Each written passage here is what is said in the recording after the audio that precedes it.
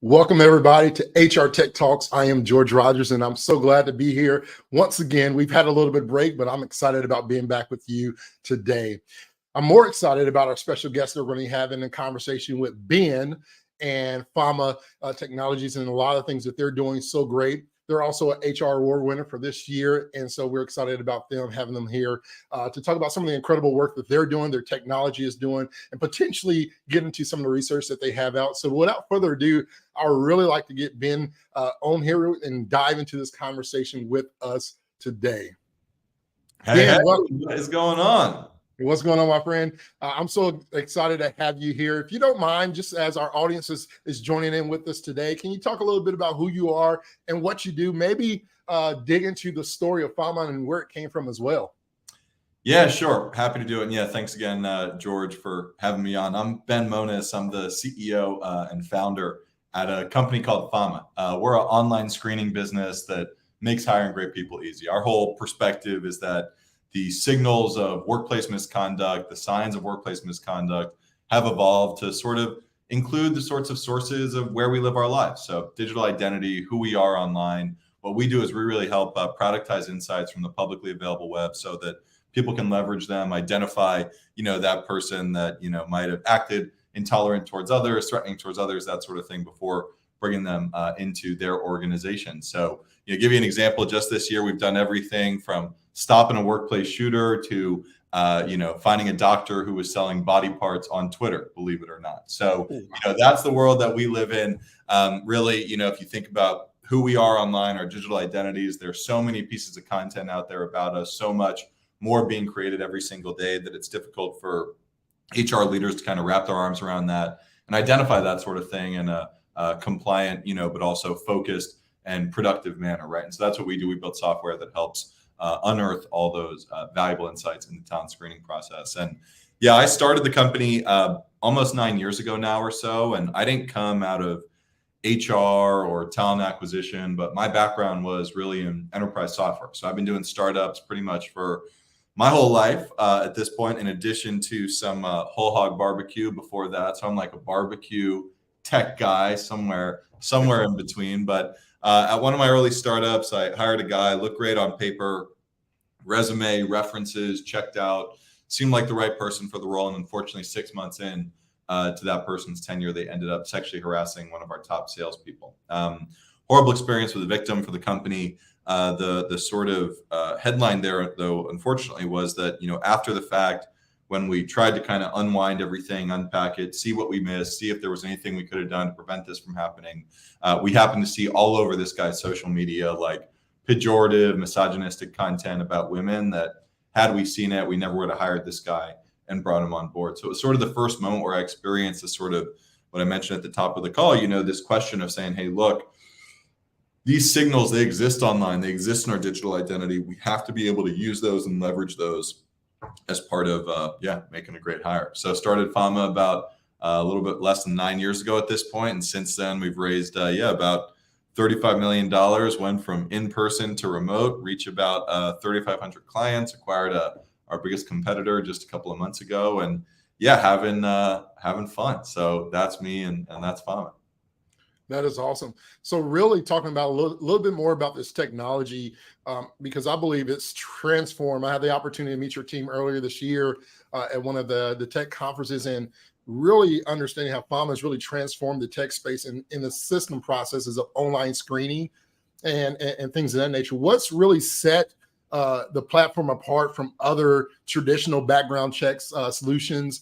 And how does that really ensure from a compliance standpoint? We got a lot of people say, how does this stay within compliance with regulations and things of that nature? Can you talk a little bit about that transformation that you've done from the background screening options and then the compliance, how you can ensure that organizations and companies that are wanting to partner potentially with your company can ensure that they're in compliance with the things that's going on? Yeah, of course. So super high level, we partner with background screening companies. So we don't look at it as a sort of competitive landscape. We're coming in and replacing anything. I would say we've certainly disrupted the industry over the past decade or so, but really background screening firms want to offer a well-rounded check to their clients, right? They want to offer a set of tools, a set of capabilities that allow them to essentially go to their enterprise, mid-market, and even SMB clients and say, hey, look, we know that the landscape of risks, I was saying a few minutes ago, has evolved. So we want to go down that path with you, and we want to offer the tools and technology to help you do that. So we partner actually with about 95% of the global background screening industry. So certainly the Higher Rights, First Advantage, Sterling's of the world, but big segment of the rest of the market as well who use us and kind of fold us into their existing screening, suite of tools and packages that they offer to their clients. And, the reality is that the scope of, I think, how background checks have been done historically is very database oriented. It's very qualification oriented. Do you have the degree you say you have, or do you not? Did you commit a crime or did you not? Right. So not only does FAMA, I'd say, significantly expand the potential amount of signal that you can bring in to a hiring decision and sort of increase the likelihood that you hire the right person, but at the same time, it gives you less of this kind of like binary, do you have it or do you not? But gives you a little bit more insight as a hiring manager into patterns of behavior. And, if you see somebody, for example, that's been acting threatening, harassing towards others consistently over a period of years, that's a little different than maybe someone who said or did one thing at one time, which is really, what background screening does. You committed one crime, you went to the school, right? You failed a drug test, right? So there are these moments where you get a lot of snapshots in time with background screening. What we've done is not just fundamentally expand the nature and the sources, the types of screening that companies are doing, but given a little bit more of a pattern of insight as opposed to just those kind of snapshots in time. So, that's one piece. We're big fans of the background screening industry. We go to PBSA, the annual conference there every year. And I would say we've certainly built a name for ourselves in that small but growing sector of the HR tech economy. So that's the sort of background screening side of things. But to your point, like, there is a very healthy, I think, degree of skepticism of doing this the wrong way, right? Like if I am a hiring manager, for example, you often hear from HR, from general counsel inside of your company, right? Maybe in the talent acquisition team itself that says, hey, look, don't look at anybody's social media, right? We don't want you to see anything that you shouldn't see when you're going through a hiring process, right? Because let's say I happen to be, screening somebody, right, myself, and I go on a Facebook and I happen to see that the person I'm screening, just from their profile picture, is a Indian American woman who's pregnant, right? Now you have protected classes, both on kind of the gender, pregnancy, and ethnicity vector, that if the EEO says that you see that stuff, you can't unsee that information, right? And you will, consciously or not, use it in a hiring decision that imparts some degree of bias onto a candidate, right? And so, the whole question with FAMA was, how do we help companies reach this insight that they want, right? This sort of, again, reflective of how we live our lives, where the signals exist in 2023. I mean, we always say it's like not your grandma's background check anymore, right? It's sort of modern, it's different. So it's marrying that desire with, this question of protecting an employer. So a lot of what we do, from an FCRA, GDPR, EEOC compliant perspective, really involves, focusing on publicly available information, only escalating results on a report that fall into, one of the categories the company cares about, achieving maximum possible accuracy. I could bore you forever. We could talk for 40 minutes about the compliance side of things, but, long way of saying we've taken a compliance first approach at FAMA, and we actually took longer to get to market and even, put a human on every report to validate the outcomes of the algorithm to ensure ultimate compliance with our clients. So happy to go deeper on it, but definitely encourage folks to come to our website, download the legal ebook, which gives you the full kind of rundown of what's out there. Yeah. One of the things that I find interesting, you shared a little bit, obviously, in your own testimony of where the company was really originated from, but you are trusted by a lot of companies and large organizations affiliated with some sports as well, sports teams. All these companies all over the world. Can you share just some things that or even some notable success stories outside of your own, right? The heartbeat of why it was created is impactful enough, but what are some other success stories or case studies that really demonstrate some of the true impact that your platform provides and has provided for organizations that you've helped improve the quality or the hiring process, or maybe even, from your experience, been able to help mitigate some other workplace misconducts? Yeah, totally. So, I think just to give you sort of a very high level at an industry level, to your point, right?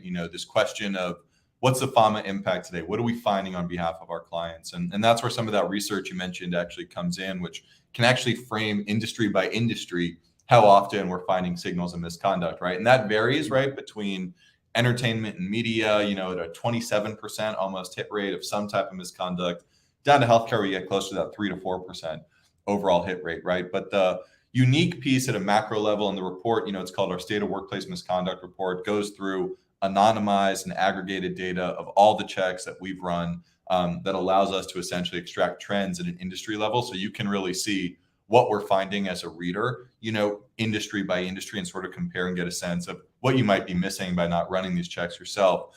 I think the most important point of that is that when you have a single incident of workplace misconduct inside of your company, we call it the misconduct multiplier effect. Well, we sort of stole it from Harvard Business Review, but we've used it as a lot of our messaging and talking to clients. But essentially what that means is that for every single incident of workplace misconduct, you have a 1.69x. So 0.69 more times happening that there's going to be another incident of misconduct. In other words, quantifying that a bad apple can really spoil the bunch, right? And so when it comes down to the very industry level, societal level impact, because you're right, 3,500 clients from around the world, whether it's big banks, professional services firms, to companies like Tyson's Chicken, for example, right? That use us across the board. You get a wide range of different businesses who are using us, who've all identified and said, look, using this sort of front of the funnel filter for identifying workplace misconduct means that we see greater productivity. We see, fewer people leaving. Good people, 54% more likely to leave in a toxic work environment. So a lot of that kind of comes from simply the very industry level impact, what we do, which I know is more data oriented. The stories, though, are the ones that, I sort of mentioned at the top. This year alone, stopping a workplace shooter, we found an executive who had a secret history of normalizing like boys club culture and harassing young women at his company, right? And stopping that person from being hired as a senior executive who was at the final moment of a really big and material oil and gas company that's out there. And generally, I think this is the unfortunate part about it, and sort of the sad part, is that every day we're identifying, a couple dozen, maybe a couple hundred, depending upon the day, folks who are acting intolerant towards others, treating people differently because of what they look like, where they're from. And that's the sort of thing that we think just deserves no place whatsoever, not only in the world, but certainly not in the professional world. So that's the reason that companies sign up for FAMA, and one of the reasons we have grown like we have over the past 5 years or so. Awesome. Yeah, I understand the mission of really, and even as you're answering that question, I can hear that sense of importance of creating cultures that really attract and nurture, exceptional talent. That speaks deeper to the longing of an individual like myself. I want to be a part of an organization that not only is providing solutions for customers, but it's really bringing a positive impact to the world, and be able to have a team in our organization that foster that sense of purpose and meaning among other employees, and really enabling them to find fulfillment in their workplace by being surrounded, not necessarily in the word of safe environment, because people are people, mistakes happen. Totally. But can you share some examples of how this approach has led to, from a personal and even a professional growth for yourself as you're creating these cultures for other organizations? Yeah, it was funny. I think during COVID, for me specifically, and I say, certainly when, like many, I got COVID, but of course, when I say COVID, the period of like April 2020 until kind of like today, but just recently when things have kind of died down a bit in the States, broke down to me the sort of physical walls of the office, going home with like, our plants under our arms, and like, going to go home and like bake some bread. I'd never worked from home before. I'd always, worked in an office, I think like a lot of people.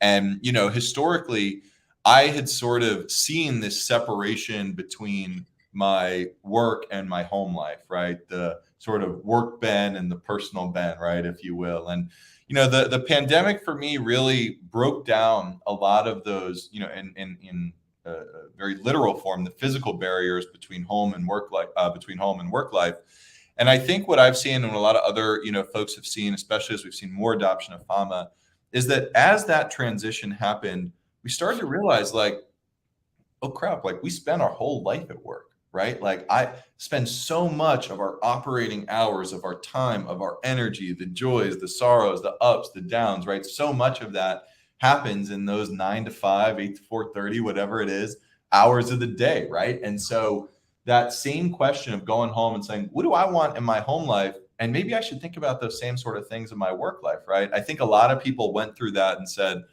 I don't want to spend time at a place, just like I won't want to spend time with friends who don't like me, right? And obviously our friends are the ones who give us the most crap, right? We sometimes get along with our friends the worst, right? But that's why they're our friends, like. Yeah. But the point being, we started applying, I think, a lot of those same analytical filters about where we want to live our lives, who we want to be with. And if you look at over the past few years, one of the top 3 reasons surveyed earlier this year, I think it was a Wall Street Journal poll. I could get the right source for you in a sec after the podcast here. But top 3 reasons people are leaving companies. Number 1, as you might guess, is comp, right? People want to make more money. But number 2, right off the bat, is I want to work in a place where I feel heard, in a culture that I like, where a place where people respect me and treat me like me. Because that sort of breakdown, I think, between the home and office life ushered in this thinking and desire amongst job seekers and workers that like, no, it matters who I'm around because I'm spending my whole life here. Like, this is what I'm doing, So I think it's that simple. It's really, you can get academic, you can get technical, you can get really, get the smartest people in the world in a room at a fireside chat talking about it. But the reality is it's like very simple. I want to spend time with people where I feel like me, where I feel belonging, where I feel that sense of connection. And that can be a different sense of connection for a bunch of different people, but why not, let FAMA help you do that and hire the right people, bring the right people in. So important. I want to, you brought up some good data trends, and I want to kind of lead into this conversation. I know you got some exciting things that y'all just announced last week at HR Technology Conference in Vegas. Can you talk about a little bit of the workforce, workplace trends? What are you watching closely? What's some recent research that you're really excited about, and how that really connects with what you're doing? Yeah, sure. I think the first bit that I would cover on the overall research, and this came out about a month ago in September or so, but is that State of Workplace Misconduct report, which for the very first time connects the impact of the incidence of workplace misconduct to real world material, what's happening in the workplace outcomes. And what I mean by that is like, as leaders of companies, certainly myself, HR leaders I've spoken with, folks who head up business units, right? All too often when, we see a bunch of people leaving a company or we have an HR incident, too many folks look at it as the cost of doing business. They don't see the connection, if you will, between how we hired and how we found ourselves in this moment. But at the end of the day, from a candidate's perspective, it's a single journey from when I applied to the job to when I'm there to when I get a raise to when I, when anything happens, right? And so I really encourage folks to think about, that candidate journey all the way through the employment journey, through that employment life cycle of, how we can think about hiring as a proxy for what happens once people are in our company. Because it's not 2 separate events. It's one single chain, especially from, the job seeker perspective. So the State of Workplace Misconduct report kind of connects all of that and connects how better hiring can actually impact your, company, not just the new person that came in, but how is that new thread in the fabric really changing the composition of what that, rug or carpet or blanket, whatever analogy you want to use might look like. So that's one big piece of research that, I encourage everyone to check out. It talks about that misconduct multiplier effect, the 5% rule of, sort of where you should be on standard, on average, when it comes to acceptable levels of workplace misconduct inside of your company. But perhaps the most exciting thing, that we announced last week at HR Tech was the partnership that we launched with a company called Hunova, which allows us to take who we are online and substantially expand, the potential insights that we can glean. Historically, FAMA had just done the risk avoidance, right? The cost avoidance for companies of how do we help you ensure that you don't end up in these outcomes that we were just talking about, right? But what's really interesting to us is that the power of the data, not just to identify folks who might not be a good fit, but the folks who are a good fit, the folks who have the communication style, the leadership style. We've all seen, I think, with artificial intelligence, the ability for ChatGPT to replicate text and make text look like, a human is saying it, right? But it's really a machine. Well, that same sort of reverse engineering of text, of looking at kind of the consistencies between words and getting to the root at a data level of that text and the way it's set up, enables us as a company to begin extracting professional competencies and insights from that text. So that's what's coming. We're launching this product next year. We just announced a partnership at HR Tech. So yeah, if anyone's interested in learning more, definitely reach out. We're kind of building our alpha customer group right now ahead of 2024 launch. So that's the other big thing we're fired up about. Awesome. One last question, maybe two last questions is, what advice, I always try to leave some value to those who are watching right now. What advice can you give employers that are watching right now? Maybe there's some HR generalists, managers, some TA folks out in the audience today.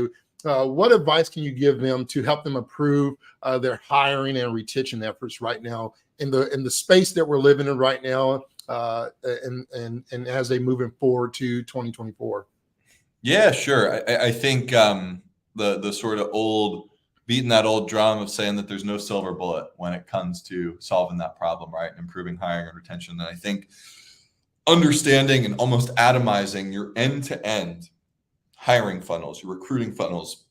Where are we sourcing from? What are the questions that we're asking? Are we leading with our values? How are hiring managers running their interview process, right? Are they operating under the same frame of reference that we are as an HR talent acquisition or even HR generalist team? And I think understanding that there is a continuity between the decisions that we make at a hiring level, and this might sound obvious, but the performance of all of our employees, including the ones who are already there. So that's the one thing I always leave with folks is like, we have to consider that the new people coming in are impacting the folks who are already there. It's not just a bucket you throw everybody in and they all just get along. We have to make sure that the people we bring in will be a continuous sort of additive to keeping the great people who are already there thriving, happy, productive, and engaged. That's awesome. Ben, if people want to connect with you and learn more also about the organization, where you're going, what's happening, or just connect with your business, what's the best way, easy way for them to find you and maybe also connect with Fama?